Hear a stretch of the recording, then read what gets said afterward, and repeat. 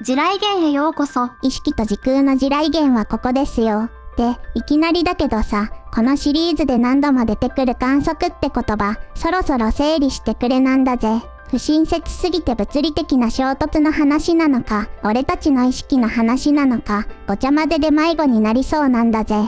って視聴者さんが言ってたんだぜ。知らんけど。そうね、そこを履き違えたまま最終章に突っ込むと、もやもや地獄の地平線の彼方に飛んでいってしまいかねないからね。物理学における観測は、実はこの3つのレイヤーに分かれているの。レイヤー1、物理的干渉、対象に光子をぶつけて状態を無理やり確定させる、ハッキングで、二重スリット実験の検出機なんかがこれ。レイヤー2、環境でコヒーレンス、宇宙による自動保存。誰が見ていなくても空気や光との接触で情報のビットが環境に書き込まれていくプロセス。月は見ていなくてもそこにあると言えるのはこのレイヤーが24時間フル稼働しているからなの。そしてレイヤー3、今日の主役、意識による観測、見る、聞く、触れるなどの五感を使って自分だけの現実、イットとして読み出すルート権限の行使、物理的干渉もデコヒーレンスも、この意識による観測があって初めて観測結果として認識できる。なるほど。書き込みデコヒーレンスは宇宙が勝手にやってるけど、そのログを読み取って世界として実感させてるのが俺たちの意識ってことか。その通り、この読み出し、認識と書き込み、物理を混同したことが100年の歌詞の最大のバグだったのよ。本編で何度も出てくるから、もやっとしたら概要欄で確認してね。なあ、コミュニティのアンケートに答えたんだけど、どれにした？最初は情報は読まれなくてもイットだにしようと思ったんだぜ。家の基礎は俺に代わって土や床が観測してるし、俺が直接見ようが見まいが物理的に存在するなら、それはもうイットだ。でもブラックホールが蒸発してゴミ化したデータのことを考えてたら、読まれることで実在するに変えたんだぜ。なんで？読むものがいなくなったら情報はただのゴミじゃないか。基礎だって土や床が読めなくなったら存在できないし、家だって立っている理由がなくなるだろう。ゴミになったデータが実在できるというのがそもそもおかしいんだぜ。なかなか見事なロジックね。それが今日の確信よ。ER=EPR は、情報は宇宙の境界線に保存されると言った。でも、ブラックホールが蒸発して、情報の糸がズタズタに引きちぎられた後は、読めない形で宇宙空間に保存される、という状態になるのよ。読める、読めないというのは、ただ壊れてゴミになるという意味ではなく、客観的実在を担保できるかできないかという話なの。つまりそこに残ったデータは、客観性を失い、暗号化されたまま、複合機、観測手段を永遠に失ったファイルなの。暗号化されたゴミファイル。じゃあ宇宙はゴミ箱がない OS ってことになるのか。そうそう、読めないし諦めて捨てることもできない。量子力学のユニタリ性という原則が、どんな状態になろうと情報の総量は変化しないと定めているから、ゴミでも何でも宇宙の外に捨てることができず、溜め込むしかないの。ただ物理メモリを占有してるだけのジャンクデータとして存在し続けてるのよ。そもそもなんでゴミ連呼してるんだぜ。ブラックホールの表層から剥がれてその辺に浮かんでるだけなら、直接読んだらいいんじゃねえの。ホーキング放射は単にブラックホールが蒸発して表層のデータが剥がれ落ちるんじゃないの。ブラックホールの中と外で激しく量子もつれを起こしてエネルギーを持った光の粒として全方位に飛び出していくことを言うの。ごちゃ混ぜになっちゃうってこと？そう。そしてここから QFT、場の量子論の領域、ごちゃ混ぜになって飛び出した光の粒は、ブラックホールの際で待ち構えていた真空エネルギーに反応して、追生成と追消滅を繰り返す、光子の場を作ってしまう。ブラックホールでぐちゃぐちゃにかき混ぜられた挙句、ぐちゃぐちゃにもつれたまま、あちこちで場を作ってるという。例えると、本をバラバラにしてシュレッダーにかけて、一つ一つが何の意味も持たない紙切れにした挙句、さらにそれをページの表裏で裂いて、適当に小分けしてばらまかれたような状態なの。どんだけ性格悪いんだよブラックホール。それはもはや情報の断片ではなくただの紙くずだな。でもかき集めて元に戻せばいいじゃん。宇宙に散らばった全粒子を回収して計算し直せるならね。そういうことか。復元はできるけど絶望的だと。でもゴミ一つ一つは読めるんだろ。そうだね。でもあなたが観測した月は本の42ページ目の真ん中あたりに書かれていた B の一文字で、私が観測した月は121ページの左上角の何も書かれていない紙くずかもしれない。同じ月を観測しているはずなのに、観測者ごとに、そして観測するたびに全く違う一途を見ることになる。ああそうか。ブラックホールという共有サーバーを失うということはつまり、客観性を失うということになるのか。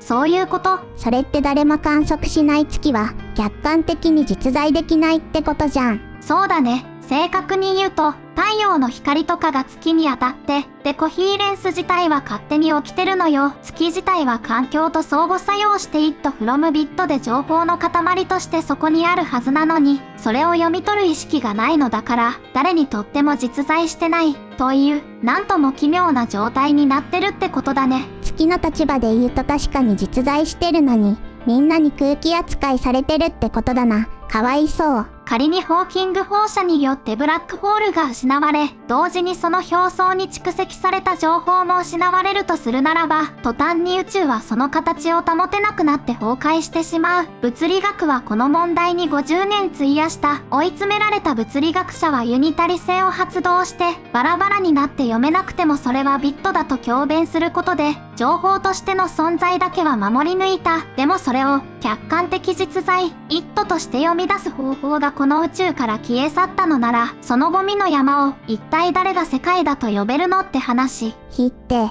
宇宙は誰も読まない138億年分のログを、ただ不法投棄し続けてるだけだってのかよ。そう。しかも宇宙は今も加速膨張している。膨張が続くと、遠くの銀河はやがて高速を超える速度で遠ざかって、宇宙の地平線の外に消えていく。それって客観的実在の源になってる。ブラックホールの表層にキャッシュされてたデータも、ブラックホールごと地平線の外に消えていくってことか。そう、it from bit のストレージが宇宙膨張によって少しずつ読めない領域に押しやられていくの。ちょっと待てよ。量子もつれ EPR は、たとえ宇宙の端と端でも瞬時に相関するってのが、ベルの不等式の破れが導いた結論じゃないのか。相関してるのに読めない領域ってどういうことなんだぜ。観測者から高速を超えて遠ざかっていく物体の実在をどうやって確認するのってことなの。相関はしてるかもしれない。でも、あの銀河はまだそこにあるかという問いを投げても、その銀河が高速を超えて遠ざかるのであれば、その問いは永久に届かないよね。そりゃそうだな。観測者は視覚を使って高速度で問うんだから、その光の速度を超えて逃げられては一生をかけても届かない。そう、観測、つまり確認には高速度の限界があるの。量子力学の設定を宇宙論の物理法則が無効にした。宇宙は今この瞬間もゆっくりと読めないゴミ化していってるのよ。これがこのシリーズを通じて積み上がってきた最悪のバグの正体。デコヒーレンスが月を固定し続け、ER=EPR が孤独な観測者をつなぎ、it from bit が時空を情報から編み上げた。でも膨張する宇宙は、そのシステム全体を少しずつ読めない闇の中に押し込んでいく。じゃあ最終的に宇宙は全部ゴミになるってことか。そう、熱力学的には熱滴子と呼ばれているわ。宇宙が最大エントロピーに達して、すべての情報が均一に広がり、どこにも読める情報の差がなくなった状態。それって相互作用に必要な情報の勾配がなくなるってこと。読める情報の差がなくなったら、デコヒーレンスも起きないじゃないか。そしたら月もなくなる。観測者もいなくなる。そうだね。it from bit の it が全部消える。残るのは読まれることなく漂い続けるビットだけ。つまりゴミしかないという状態。これで宇宙という名の巨大なサーバーに意味のある客観的事実なんて一行も書かれていないことが確定した。上花から客観的事実なんて捨て去ってるキューリズム大勝利じゃん。なんかやだな。まあ待ちなさいよ。そしてここで最後の問いが来るのよ。そのゴミ山をもし誰かが読んだら。読めないんじゃねえのかよ。ついさっき地平線の外に消えたとか、熱滴子でゴミになったとか言ったじゃねえか。物理的な受動的な観測はもう無理よ。アクセス権限が切れてるんだから。でも紙くずになり果てた本のピースが残ってる。ホイーラーはこう考えたの。もし観測者が問いを発した瞬間に、そのゴミ山の中から特定のデータが実在として吸い上げられるとしたら。問いを発した瞬間に吸い上げる。そう、ユニタリ性で活かしたビットがここで初めて意味を持つ。実在ヒットのトリガーは観測者の問い。あなた、月あるよな、宇宙、あるよこんな見かけでここに。それは人の意識が実在を決めると言ってるってことか。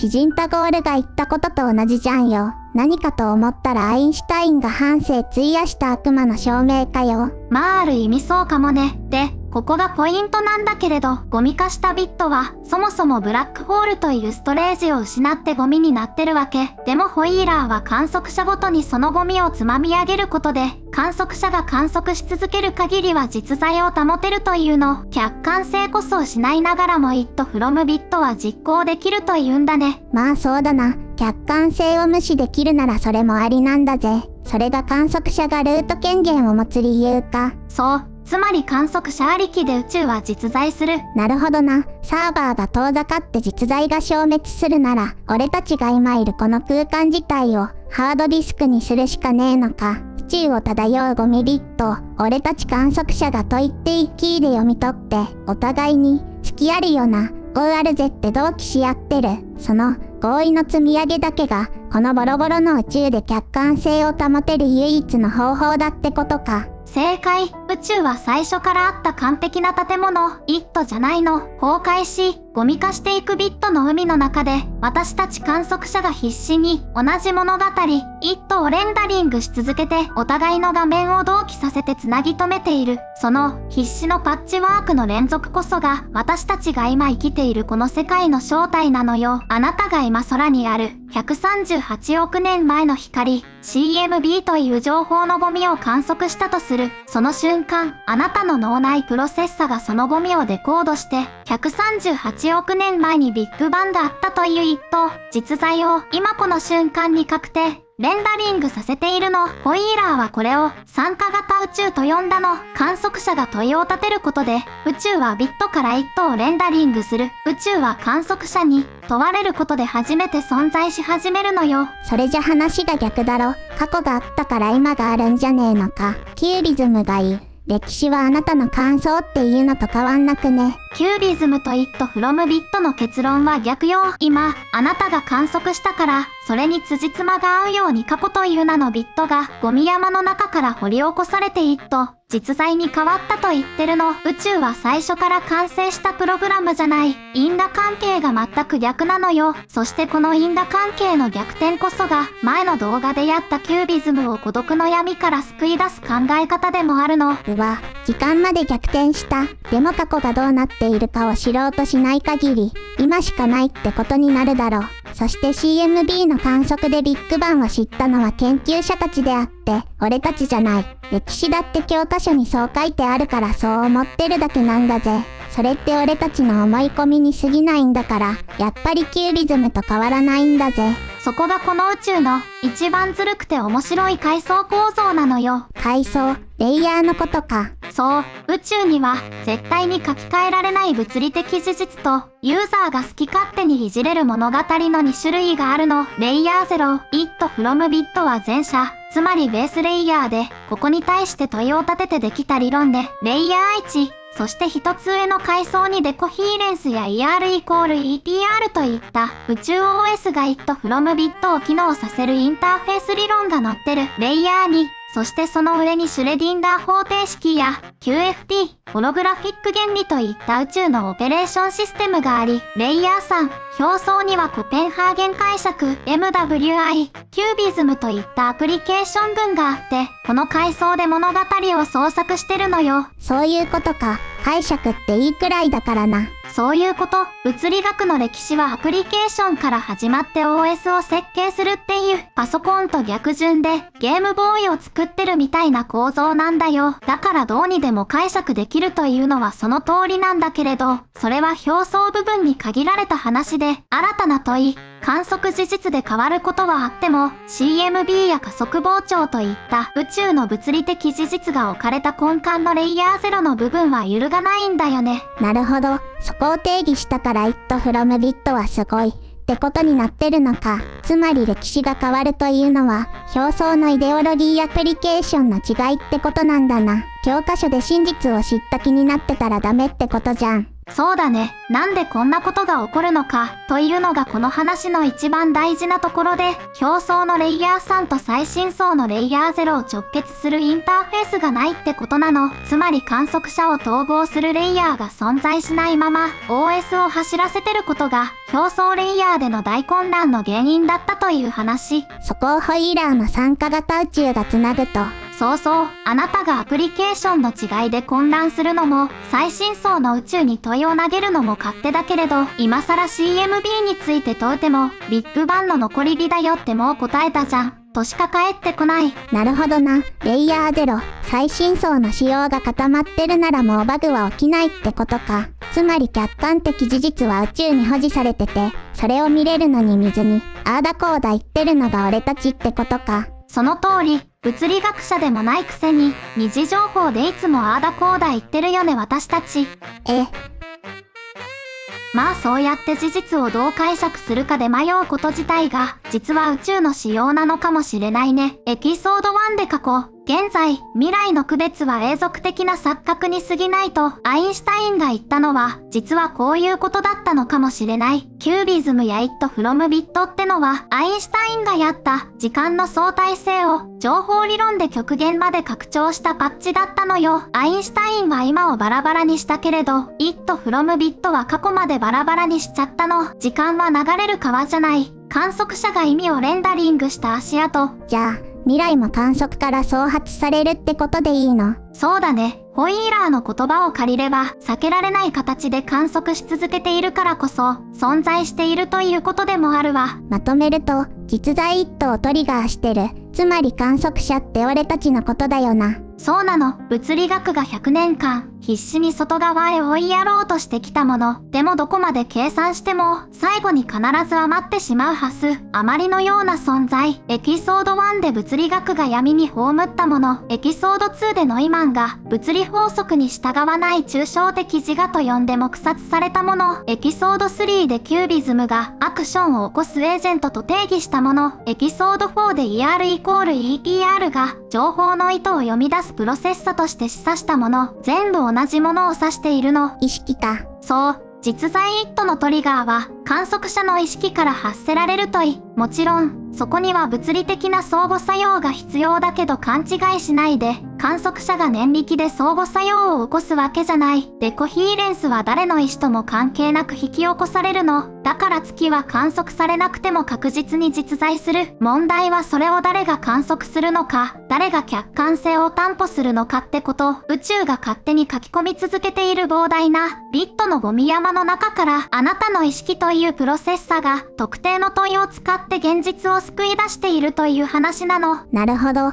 タゴールの言葉を物理学で紐解くとそうなるのか。そう。ノイマンは意識が観測の連鎖をターミネイトするといい。MWI は永久に連鎖し続けるという。キュービズムはあなたの期待値という名の個人の感想でしかないといい。ホログラフィック原理を支える It from Bit は観測によって宇宙が創発されるという。つまり観測に意識が伴わなければ連鎖は始まらないし止められないことはみんなわかってる。でも意識とは何かという問いに、物理学はまだ答えを持っていない。もし It from Bit が正しければ、意識なしには宇宙も存在しない。そして宇宙なしには意識も存在できない。宇宙と意識のどちらが先かを問うことができないという、物理学が100年かけてたどり着いた最後の循環論法がこれよ。まさに鶏と卵じゃないか。うまいこと逃げたな。でもね、これで満足しないのが今の物理学なんだよね。QFT の宿題から生まれた紐理論の弦が宇宙の旋律を奏でているといい。ループ量子重力が空間を粒に刻み、ER=EPR が情報の意図で時空を編み上げた。それでも読むものの正体だけは、まだ誰にも書けていないの。つまり物理学は今も、自分自身の外側を見ようとしてるってことか。